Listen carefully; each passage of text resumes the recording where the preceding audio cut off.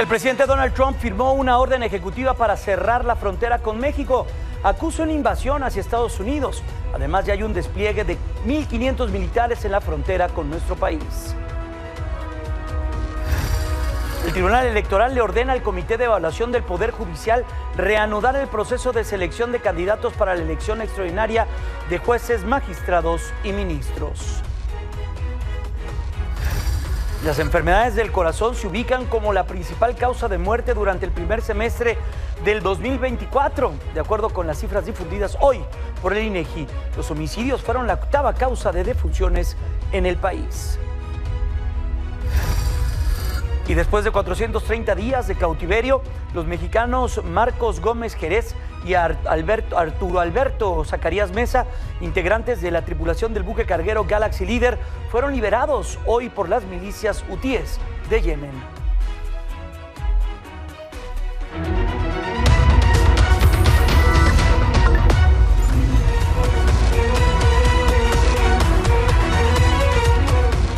Bienvenido a Milenio Noticias de las 19 horas, los saluda Jaime Núñez.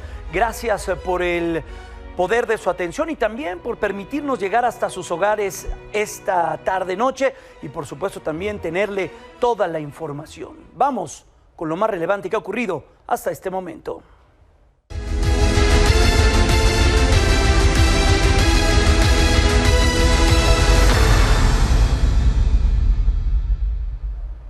...48 horas de que Donald Trump asuma la presidencia de Estados Unidos y el gobierno de aquella nación inició ya con el despliegue de 1.500 militares en la frontera con nuestro país. Esto luego de que el secretario de Defensa interino Robert Salles emitiera un comunicado donde revelara que por orden directa suya, el Departamento de Defensa creó un grupo de trabajo para supervisar la rápida implementación de las órdenes ejecutivas que el propio Trump ha firmado, mismas que incluye el uso de fuerzas militares para llevar a cabo misiones dirigidas por el presidente. Entre las acciones que fueron aprobadas se encuentra, ya le comento, el despliegue de 1.500 elementos terrestres adicionales en la frontera suroeste. También proporcionarán transporte aéreo militar para apoyar los vuelos de deportaciones. En tercer lugar, anotaron, el departamento comenzará ya a ayudar en la construcción de barreras físicas temporales y también barreras permanentes para agregar seguridad adicional y reducir los cruces fronterizos ilegales y el tráfico ilícito. Esta misma tarde, el presidente Donald Trump firmó una nueva orden ejecutiva para suspender la entrada física de extranjeros a través de la frontera con México. Esta acción se sustenta en el argumento de que la migración irregular constituye una invasión al territorio norteamericano y que busca reforzar su compromiso de garantizar la seguridad nacional. Además, en el artículo 4, sección 4 de la Constitución de los Estados Unidos, se establece la obligación del gobierno federal de proteger a los estados contra esta invasión. Con esta orden, el presidente de la Unión Americana dio la instrucción de repelir, repatriar o bien eliminar a los extranjeros ilegales que estén involucrados en una invasión. En otros temas de la propia agenda de relación bilateral entre Estados Unidos y México, particularmente en lo que tiene que ver con el TEMEC, el Wall Street Journal publicó un artículo en donde se reporta que Donald Trump buscará una revisión anticipada de este tratado mediante la amenaza de aranceles que ha hecho a México y a su otro socio, a Canadá. Esto a pesar de que el propio tratado tiene una cláusula que obliga a llevar esta revisión, como usted recordará y se ha hablado hasta el cansancio, hasta el 2026. De acuerdo con el reportaje, el objetivo de Trump sería llevarse la producción automotriz de México a Canadá o bien a territorio estadounidense. Por último, destacan que legisladores republicanos cercanos a Trump le han advertido tanto a México como a Canadá que no deben tomar a la ligera las amenazas arancelarias que el presidente ha realizado.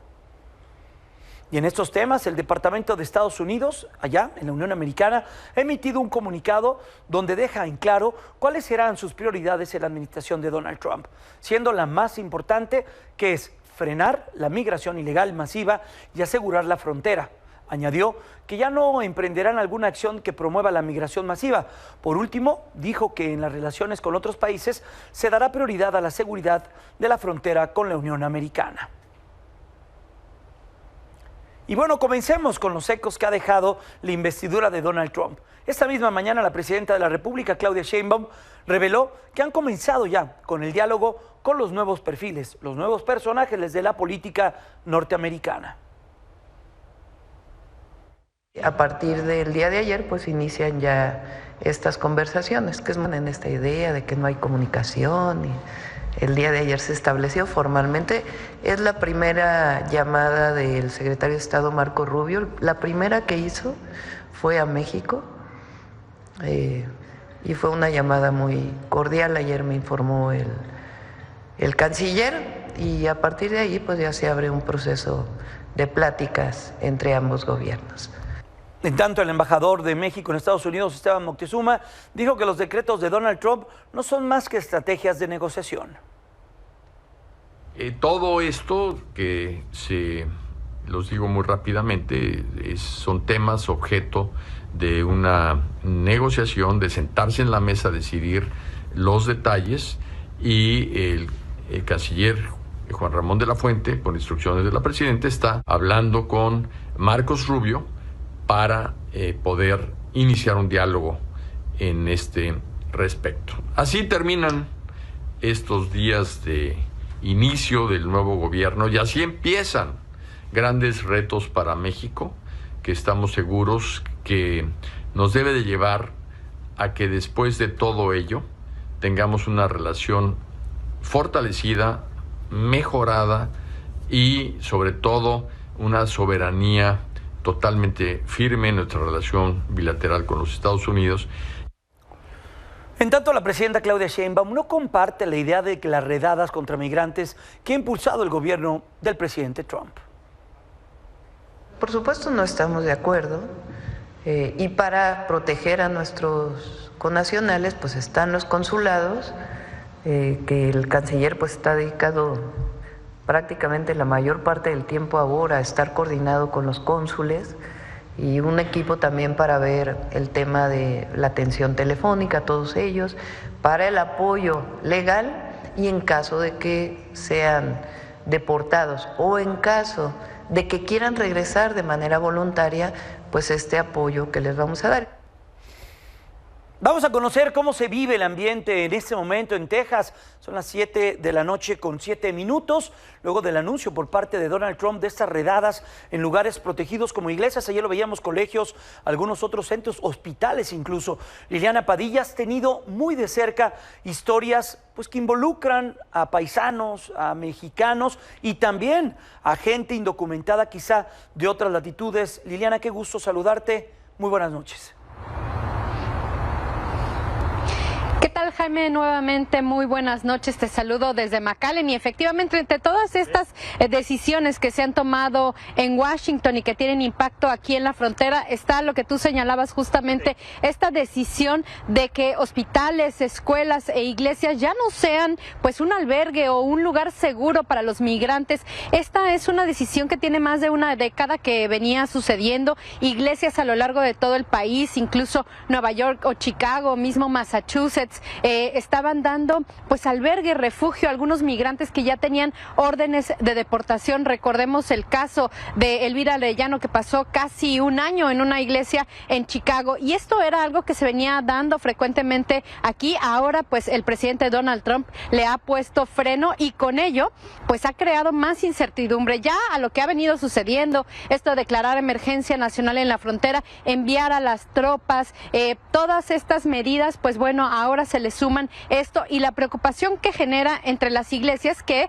pues como te lo señalaba, habitualmente pues daban cobijo, daban albergue, refugio a los migrantes. Hoy tuvimos la oportunidad de platicar con un pastor cristiano aquí en la zona del Valle del Río Grande y nos decía justamente eso, que además, bueno, este tipo de acciones y un poco como lo que señalaba la presidenta Claudia Sheinbaum, también lo que buscan es generar temor. Vamos a escuchar lo que nos comentó.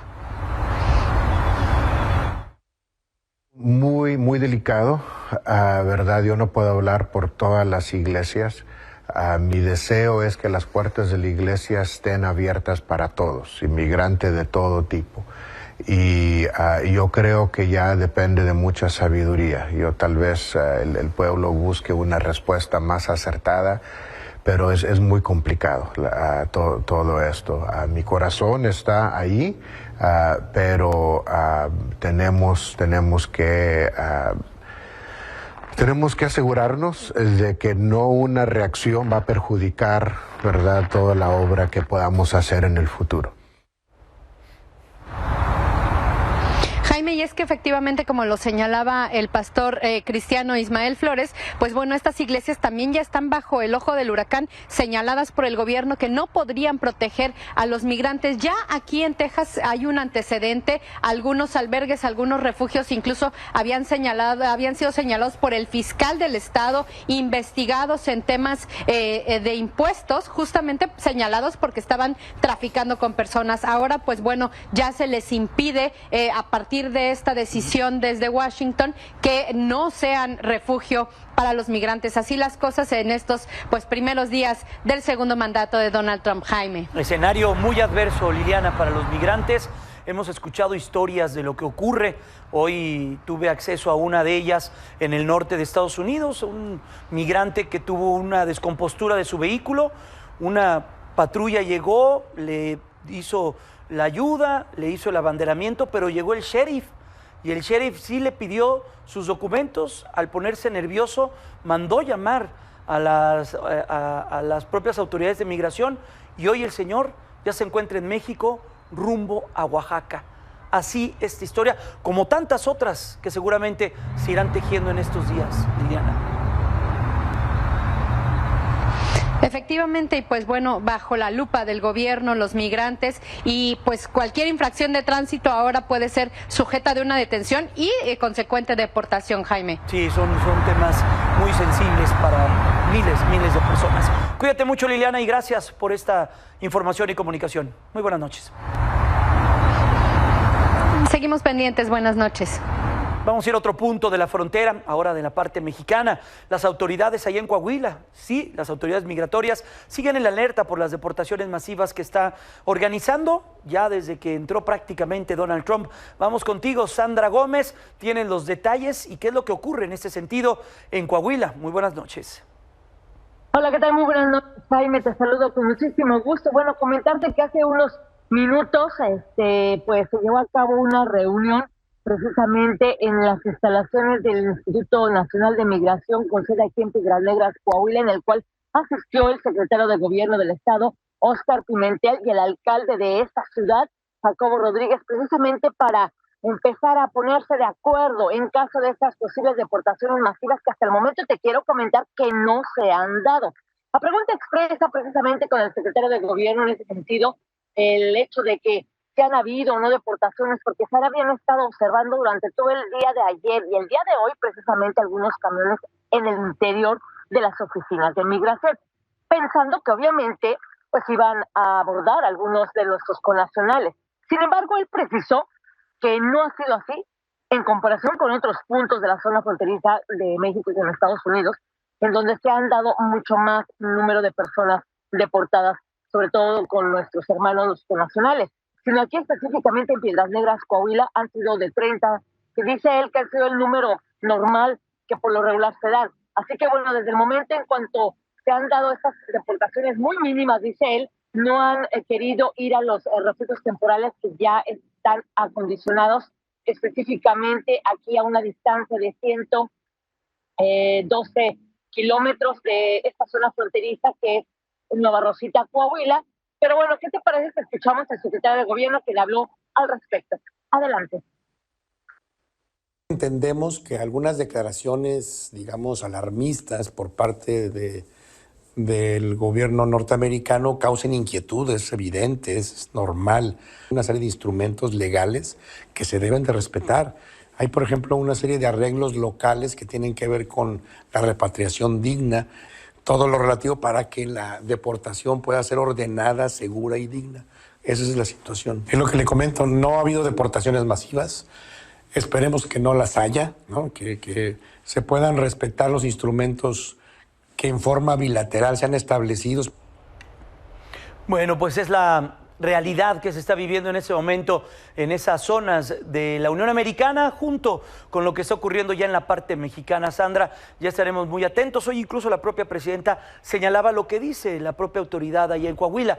No existió el día de ayer al menos una escalada o un nivel superior a lo que se había registrado en días anteriores. Ya veremos cuál es la dinámica en las deportaciones a lo largo de los siguientes días. Sandra, cuídate mucho, muy buenas noches.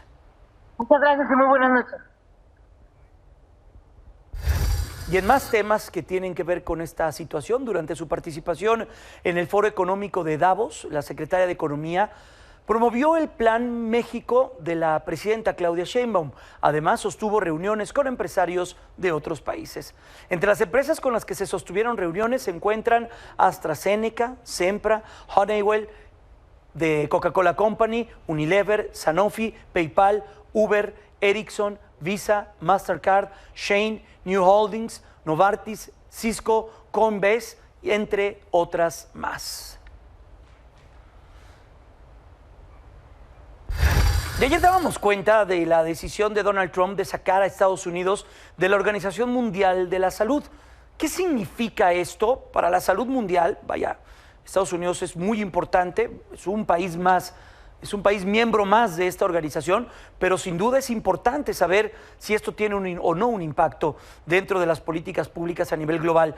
Me da mucho gusto poder recibir al doctor Alejandro Macías, infectólogo y experto en temas de epidemiología.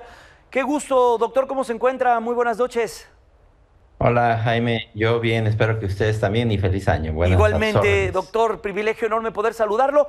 ¿Qué significa para el mundo que Estados Unidos deje a la Organización Mundial de la Salud? Sí, Jaime, mira, las implicaciones son enormes, ¿eh? Mucho más, y la gente piensa que no le va a afectar, pero a todos nos afectaría, ¿eh? Afectaría no solo en las políticas y en la salud dentro de los Estados Unidos, donde tendrían mucho más fuerza los grupos que se oponen, digamos, a la evidencia, como los grupos antivacunas, los grupos que luchan contra decisiones de los Centros de Control de Enfermedades, de los CDCs, de la FDA. Claro, a lo mejor habría algún beneficio en quitar algunas regulaciones, pero más allá de eso sería una tragedia. Ahora, a nivel internacional se perdería pues el principal liderazgo de la Organización Mundial de la Salud, por lo que implica no solo a la calidad de los datos de la ciencia, recordemos que los Estados Unidos tienen las mejores universidades del mundo en conjunto, sino el dinero, el principal hasta ahora. Contribuyente para los gastos de la Organización Mundial de la Salud es precisamente o son precisamente los Estados Unidos. Eso tendría mucho que ver con aspectos que competen no solo a los Estados Unidos, sino a todo el mundo. Por ejemplo, enfermedades que ya no son un gran problema en los Estados Unidos y sin embargo a través de la Organización Mundial de la Salud tienen programas que han ido incrementando en su eficacia y que son indispensables. Por ejemplo, tuberculosis, VIH, el monkeypox, paludismo y enfermedades tropicales. Y todos esos programas afectarían el desarrollo de nuevos fármacos para enfermedades que son más allá de las enfermedades crónico-degenerativas, que son las que interesan a Estados Unidos. Enfermedades infecciosas en todo el mundo. Como te decía, los grupos por ejemplo, los grupos antivacunas y grupos que van contra toda evidencia tendrían mucho más poder en los propios Estados Unidos. Entonces las consecuencias serían realmente devastadoras. ¿Y qué pasaría para las instituciones norteamericanas? Por ejemplo, la FDA, el Instituto Johns Hopkins, estas grandes o las grandes universidades que dependen y viven de la investigación, doctor, sin esta caja de resonancia como es la Organización Mundial de la Salud. Así es, absolutamente. Como decía, todas esas organizaciones que son, digamos, no necesariamente las mejores del mundo, sino en conjunto en los Estados Unidos son las más poderosas. Y como bien dices, que la Organización Mundial de la Salud es un lugar con el que trabajan para poder entrar en múltiples países. Por ejemplo, ¿cómo puede entrar el Johns Hopkins a un país en el África, por ejemplo, para hacer una investigación? Tiene que hacerlo a través de la Organización Mundial de la Salud. Entonces, la investigación en medicina se vería gravemente afectada.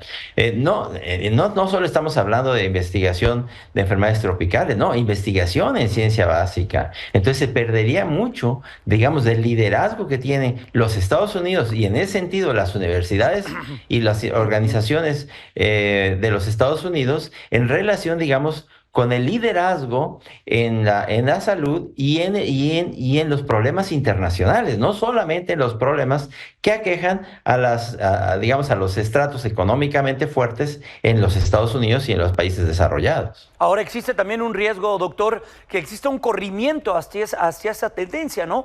Que gobiernos afines al gobierno de Estados Unidos, Donald Trump, por ejemplo, Argentina y algunos otros liderazgos a nivel global, digan, pues si Estados Unidos se sale o no suscribe acuerdos con la OMS, podremos seguir este camino. Eso sería una pésima noticia para la humanidad en su conjunto. Claro, mira, yo creo que la mejor indicación de esto es, por ejemplo, la designación de Robert F. Kennedy Jr.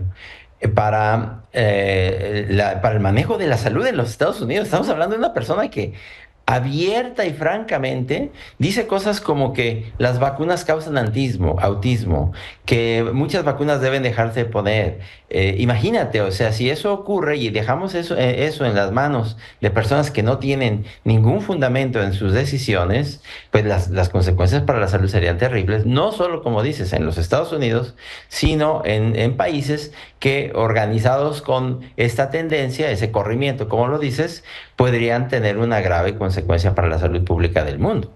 Híjole, pues qué horizonte, doctor, ya veremos qué es lo que ocurre, pero mientras tanto la decisión se toma directamente desde Estados Unidos, ya veremos el actuar de grandes potencias y también de economías relevantes a nivel global, qué decisiones toman y cómo en primer momento pueden fortalecer a la OMS, primeramente en recursos para que esta salida de Estados Unidos no vaya a sufrir estos efectos nocivos de falta de recursos directamente en esta institución. Doctor, muchas gracias, que tenga una excelente noche, cuídese mucho. Gracias, Jaime, cuídense, feliz año. Hasta pronto, igualmente. Y ya que estamos hablando de temas de la salud, vea lo que dio a conocer hoy el INEGI. Dio a conocer estas cifras preliminares, como lo hace año con año, en el mes de enero. Ya para el mes de octubre cerramos con las cifras definitivas. Hoy conocimos de qué morimos los mexicanos durante el primer semestre del 2024, el que corre el tiempo de enero a junio del año pasado. En este espacio hubo 417,408 defunciones, cifra que representa un incremento de 12,683 muertes, es decir, 3.1% más respecto al 2023, y hace sentido por el crecimiento demográfico, el corrimiento también, permítame el término, a un espacio donde ya hay más adultos que jóvenes, y ese envejecimiento de la población pues se registra en este tipo de números.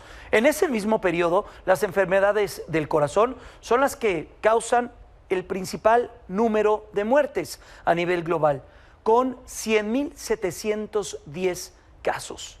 Le sigue la diabetes mellitus, que es una consecuencia también de una enfermedad cardíaca. Ahí la vemos en la segunda posición con 57,986 muertes. En tercer lugar se ubican los tumores malignos por 47,439 decesos. Entre las 10 causas, esto también hay que llamar mucho la atención, están, entre la primera mitad del 2024, destacan las enfermedades del hígado, las cerebrovasculares, que también se vinculan directamente a temas cardiovasculares, a las pulmonares y también los accidentes. La influenza y la neumonía también la vemos en este registro. Los homicidios y la insuficiencia renal en la 10ª posición se encuentra en esta gráfica. Destaca también los asesinatos como la 8ª causa de muerte a nivel nacional. Vamos con información que tiene que ver con la seguridad. En Sinaloa se volvió a cimbrar nuevamente por los disparos de arma de fuego, ahora contra una familia. Esto ocurrió en Culiacán el fin de semana. El lunes se dio cuenta de la muerte de Alexander y su hermano Gael, quienes luchaban por su vida en el Hospital Pediátrico de Sinaloa. El fin de semana, Alexander, de 9 años, y su hermano Gael, de 12 años, junto con su primo de 17 y su padre Jesús, fueron víctimas colaterales de la violencia cuando fueron atacados a balazos mientras circulaban por el sector Los Ángeles. Aunque algunas versiones apuntan a que se trató de un intento de asalto, otros sugieren que los delincuentes pudieron haberlos confundido. Luego de la agresión también murió Gael, a quien sus compañeros de secundaria le rindieron este emotivo homenaje. Pasen de lista del compañero Gael Antonio Sarmiento Ruiz.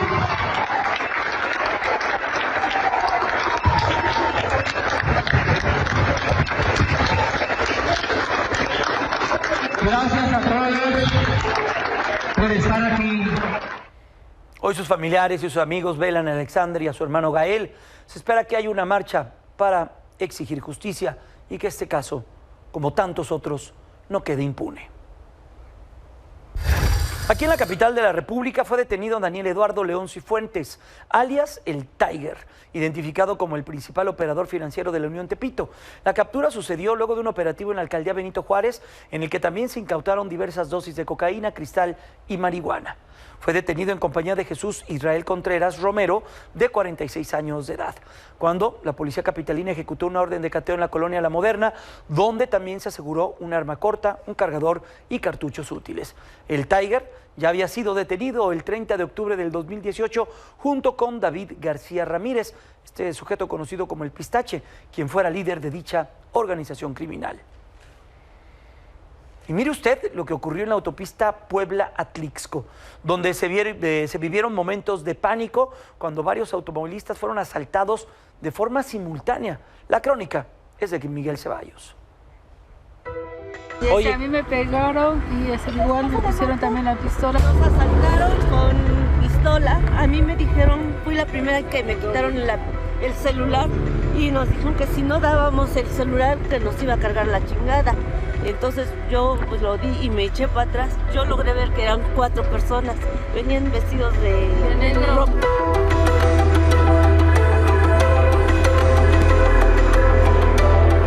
Momentos de terror vivieron varios automovilistas que fueron asaltados simultáneamente sobre la autopista Puebla-Atlixco entre Santa Clara Ocoyucan y Santa Isabel Cholula.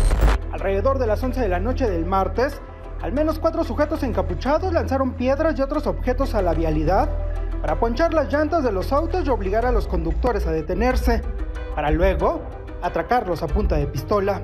Los rateros se acercaron a uno de los carros que quedó allá y hubo detonaciones de arma. ¿Hubo detonaciones? Sí, hubo como al parecer unas 6 detonaciones de arma. Que me bajan de las greñas y que me pega y me dice tu teléfono. Y le digo, pues es que se me cayó acá, ahorita lo busco. Y entonces ya me estaba ataqueando y ya lo encontré, gracias a Dios lo encontré. Le digo, tenga, acá está. Pero ya agarraron mi bolsa y la sacaron y dijo, ya se les van a cargar la fregada, ya que no se me pongas así. Al menos 12 autos sufrieron daños y al pedir auxilio en la caseta de cobro, nadie les hizo caso.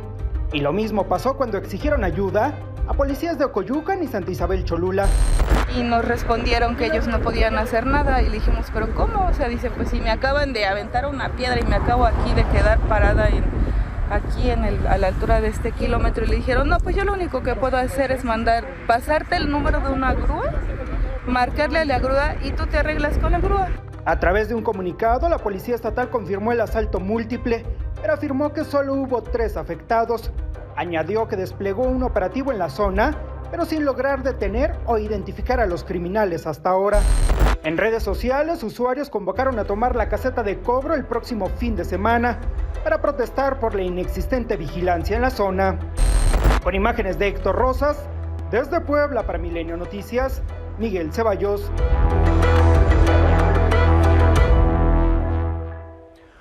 Hoy se iba a realizar la última audiencia del influencer Fofo Márquez, en la cual se preveía que la autoridad judicial llegara a una conclusión y se determinara si es culpable o no, pero esta fue suspendida. ¿Qué va a suceder? Vamos directamente con nuestro corresponsal, nuestro compañero Fernando Cruz. Fernando, desde el primer minuto has seguido este caso. ¿Qué fue lo que sucedió el día de hoy y qué se espera para las próximas horas? Muy buenas noches.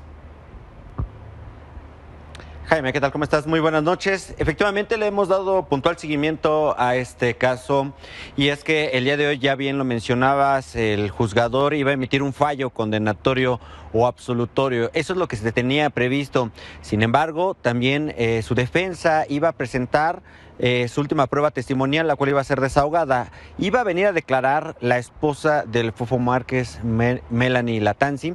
Sin embargo, pues bueno, la defensa justificó que no iba a llegar debido a que presenta cuadros de ansiedad y depresión, además de que ha recibido amenazas de muerte a través de sus redes sociales, por lo cual se desistió del desahogo de esta prueba en su entero perjuicio. ¿Qué es lo que pasó después? El Fofo tomó la palabra. Por primera vez narró su versión de los hechos, lo que ocurrió el pasado 22 de febrero. Dijo que fue Edith quien pues lo insultó en reiteradas ocasiones y que incluso incitó a las personas que llegaron a defenderla para que lo golpearan. Incluso él dijo que se iba a regresar, pero tenía miedo a que lo lincharan. Dijo que pues él es un junior y que no es un asesino, no es un feminicida. Tuvimos la oportunidad de platicar a la salida con la víctima, con Edith, y también con su hermano. ¿Qué te parece si escuchamos lo que nos comentaron? ¿Ustedes creen que yo tuve la oportunidad de insultarlo? Si lo primero que recibí fue, me dio un golpe en la cara y después otro golpe en la cara y me fui al piso. ¿Ustedes de verdad creen? En cambio, yo sí fui insultada por él al momento que estaba yo en el piso, donde me insultó de una manera terrible. Tu hermano señalaba hoy que se sentía una víctima de los medios. ¿Qué opinas de esto? Pues yo opino que tiene razón por cómo lo han manejado en medios, cómo han hablado de él, cómo han hablado de su imagen, cómo se han basado en otras cosas. ¿Por qué se suspende esta audiencia, Jaime? Muy importante, la defensa pidió que se suspendiera toda vez que aseguraba presentar nuevas pruebas a favor del Fofo, incluso pruebas supervinientes. ¿Qué son estas pruebas? Pruebas que va a presentar para tratar de desestimar las que ya fueron desahogadas a favor del Ministerio Público. Se concede precisamente esta suspensión para no violentar los derechos ni del Fofo ni de la víctima. Es por eso que se fija el próximo viernes a las 2 de la tarde la nueva fecha. Ese día regresaremos a esta sala de juicios orales y esperemos que ya por fin el juez emita un fallo, sea absolutorio o condenatorio. ¿Piensa que puede tomar cuánto tiempo, Fernando? ¿Ya es rápida la decisión del juez o todavía en estos alegatos se puede llevar varios minutos, horas? ¿Ante qué estamos? Incluso se podría suspender porque una vez que se desahoguen estas pruebas, que no sabemos cuáles son las que va a presentar la defensa, después viene la etapa de los alegatos de clausura, es decir, van a concluir las partes, todo lo que ya presentaron, y después de ahí va a haber un receso. Eso lo marca la ley. El juez va a tomarse el tiempo necesario, idóneo, para pues analizar todas las pruebas y emitir su fallo. Incluso puede ser el mismo viernes o tal vez otro día. Podríamos venir incluso tal vez el fin de semana o tal vez el lunes. Nosotros, por supuesto, vamos a estar pendientes de esta situación. Ya veremos qué es lo que ocurre. Y en paralelo hay una estrategia. Incluso esta misma semana hubo un bloqueo a la altura del Parque Naucali y en otros puntos. ¿Y quién les está pues diciendo que causando estos problemas viales pueden hacerse a su causa con esta situación? ¿De qué manera puedes parar medio periférico para que te volteen a ver y puedas tener una buena visión de lo que se tiene en un caso que ha sido tan mediático, Fernando? Y es que además de estos bloqueos, estas manifestaciones, movilizaciones a favor del Fofo, también ya han hablado pues los abogados, incluso hoy habló la mamá del Fofo, que a lo largo de prácticamente todo este año se había reservado, por fin ha pues declarado, ya han salido ante las cámaras, porque se están jugando el todo por el todo, Jaime. Aquí no hay de dos, o es culpable o inocente. De ser declarado inocente tendría que salir en libertad de manera inmediata, y en caso de ser declarado culpable, pues bueno, ya sabemos lo que va a pasar, se va a quedar en prisión. Híjole, pues ya muy pendiente de lo que ocurre, Fernando. Gracias. Regresaremos contigo el viernes o quizá la próxima semana. Cuídate mucho. Muy buenas noches. Quedas pendientes. Buenas noches, Jaime. Vamos a la pausa. Regresamos con el tema de la reforma al Poder Judicial. Yo le decía que tenemos temas del Poder Judicial y de esta elección para el 1 de junio. El Tribunal Electoral le ordenó al Comité de Evaluación del Poder Judicial retomar el proceso de selección de candidatos para esta elección extraordinaria de jueces, ministros y magistrados. Señaló que no pueden suspender o bien incumplir con sus obligaciones constitucionales y ninguna autoridad puede frenar este proceso electoral. Ahora, el Comité Judicial deberá acatar la reactivación en un plazo mínimo de 24 horas, que correrán a partir de que reciba esta notificación oficial de esta sentencia, no de la hora en la que votó la Sala Superior. Y ante las críticas de que el Tribunal Electoral intervenga en las suspensiones de amparo que no le competen, tal como sucedió en la opinión emitida al Instituto Nacional Electoral y al propio Senado, la magistrada presidenta aseguró que solo están actuando en materia electoral. En temas de política, el Frente Cívico Nacional presentó su registro ante el Instituto Nacional Electoral para registrarse como partido político y esta llevará como nombre Somos México. En la presentación del partido participaron jóvenes que serán los abanderados de este movimiento. Sin embargo, también se dejaron ver otros actores con amplia experiencia política, como el expresidente del PRD, Carlos Navarrete, el ex senador Emilio Álvarez y Casa y el ex secretario general del Instituto Nacional Electoral, Edmundo Jacobo. Escuchemos parte de lo que ahí se dijo. Claro que los jóvenes que están llegando no los conocen, por eso los estamos presentando, porque es a ellos a los que queremos poner también por delante, porque aquí se va a abrir esa oportunidad. Aquí van a despuntar muchos nuevos liderazgos. Nosotros no seremos candidatos a nada. Es la primera regla del partido. No estamos buscando una chamba. Quienes están al frente de este esfuerzo lo saben perfectamente. Por estatutos estará prohibido sean candidatos de mayoría o de representación proporcional. Una nueva pausa, pero antes los dejo con La Política es Así, de Ángel Aguirre Rivero.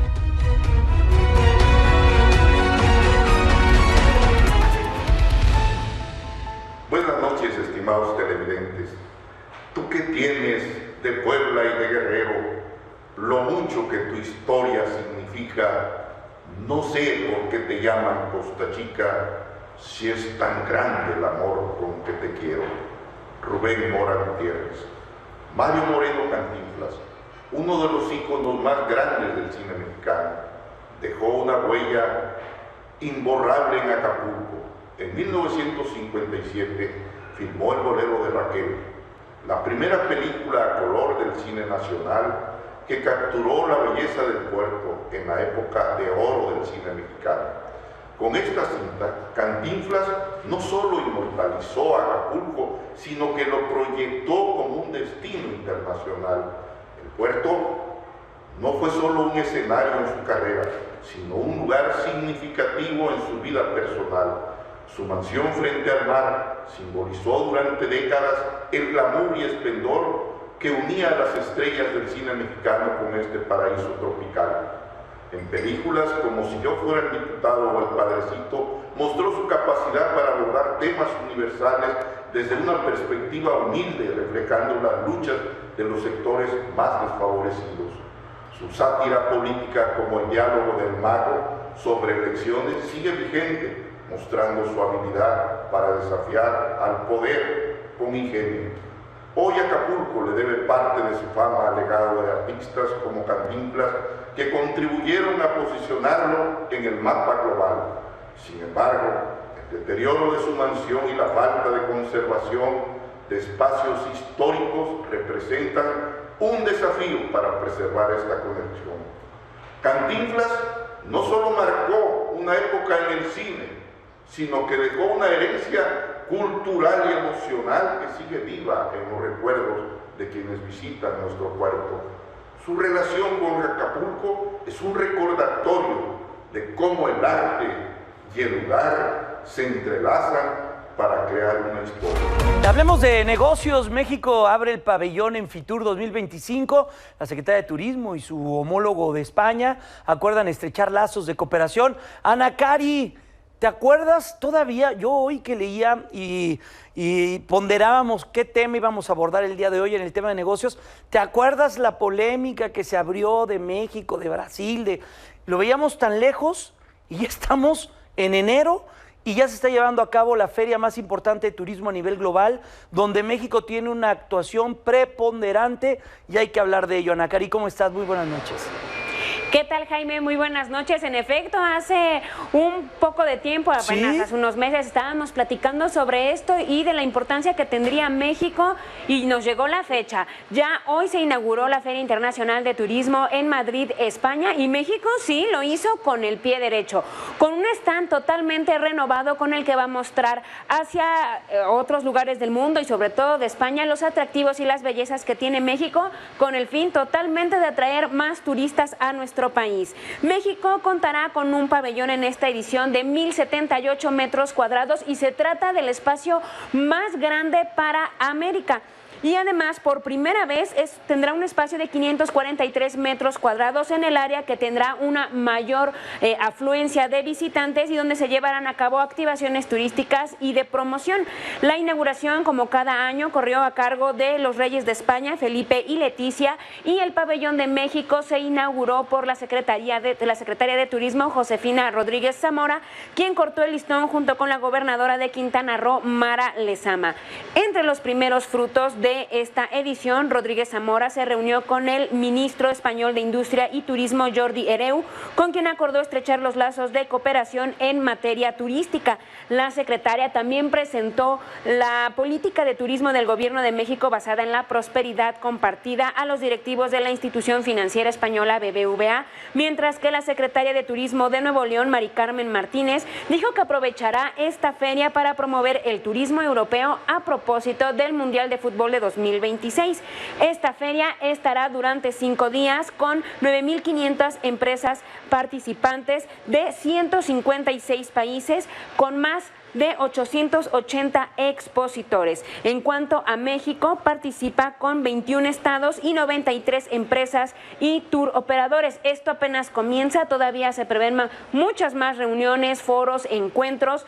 Y Jaime, si tú y tu audiencia no se quieren perder toda esta información, no se pierdan todas las plataformas y sobre todo revisen mañana la edición impresa de Milenio Diario, donde vamos a tener toda esta información de los encuentros, reuniones y todo de la Fitur. Sin duda, un evento sumamente importante por lo que significa el sector servicios para la economía mexicana y para ciertas regiones o estados que viven directamente de esto, por ejemplo, Quintana Roo, la zona de Yucatán, lo que pasa en las Baja Californias. Así que qué importante y qué bueno que México tiene una actuación preponderante allá en Fitur. Cuídate mucho, Arancari, buenas noches. Gracias, Jaime, muy buenas noches. Vamos a la pausa, ya regresamos con espectáculos y deportes. Tan pronto regresemos. Oiga, vamos a temas importantes. A menos de un mes del Super Bowl, los aguacateros mexicanos ya están alistando para cubrir la demanda de la fruta, pero no ha sido fácil, sobre todo en Michoacán, pues hay escasez de trabajadores. La historia la tenemos con César Cabrera.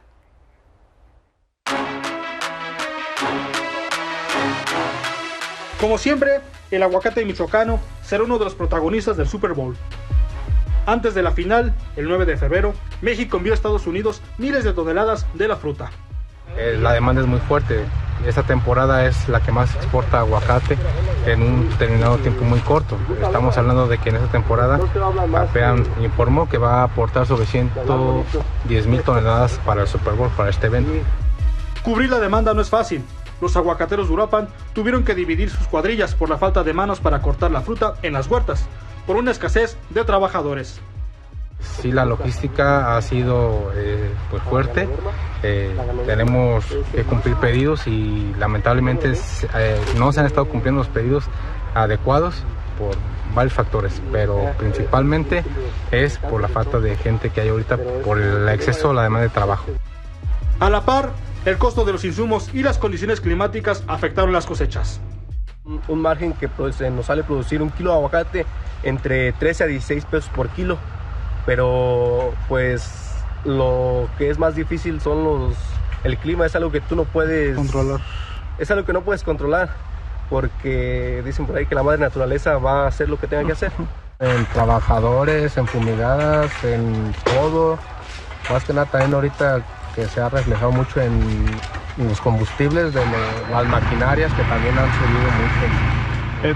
El precio de la gasolina les pegó. Sí, también afecta mucho en eso, en temas del combustible, pues. Es lo que nos mueve a todos. Sin embargo, los productores lo lograron y cumplieron con los lineamientos del Departamento de Agricultura de Estados Unidos, cuyos inspectores visitan regularmente las huertas.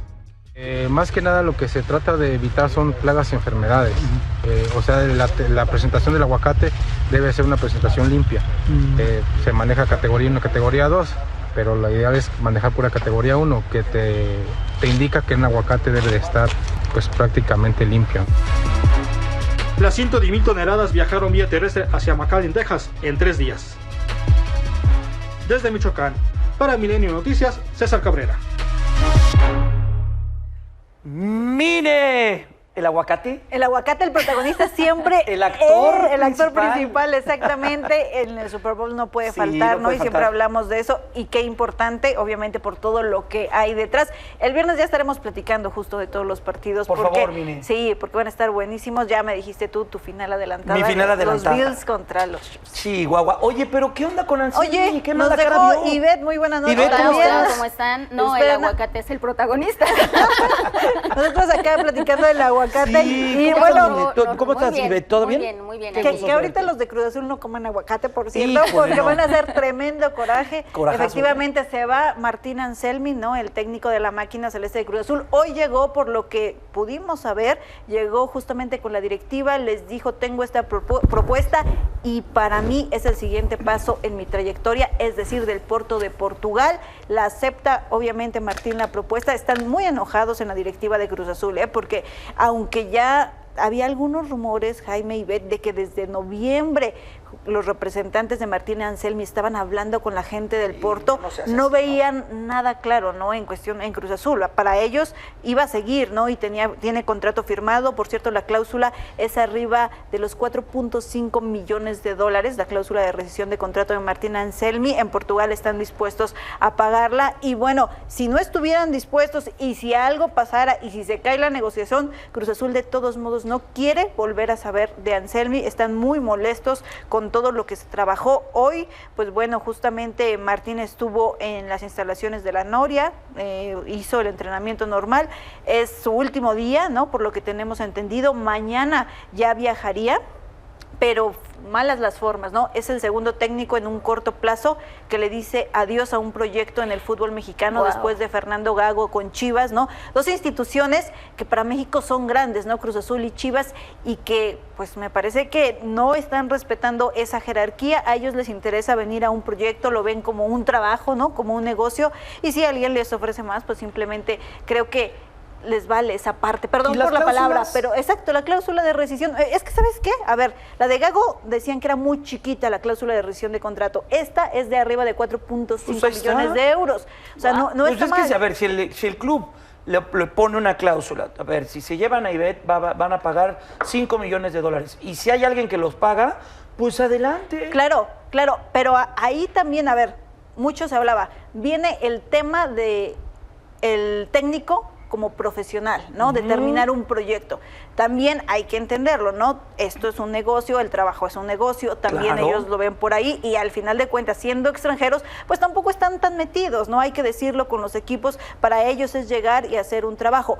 Pero también la directiva, me parece, las directivas tienen que ponerle un poquito más fuerte, ¿no? La cláusula de rescisión de contrato, si es que quieren que respeten realmente su proyecto, porque ya vimos que 5 millones los pagan sin problema. Lo que sí vi es que la continuación del trabajo, ¿no? Exacto, Claro. Pero lo que sí vi es que, por ejemplo, Anselmi, jugador que pedía, jugador que se lo daban. Claro. 1.300 millones de pesos invirtieron. 60 millones de dólares, bueno, 58 punto y cachito millones de dólares desde que llega Anselmi. Hay que decir que las primeras contrataciones no son directamente de Martín, pero de ahí en fuera, o sea, todas son peticiones justamente del entrenador, y que hoy pues prácticamente se tiran a la basura, incluso el del técnico. Mira, ahí estamos viendo los números: 50 partidos dirigidos, 28 ganados, 10 empatados, 12 perdidos, la efectividad del 56%, 94 puntos, recordando que en el primer torneo llega a la final, la pierde contra América por un polémico penal.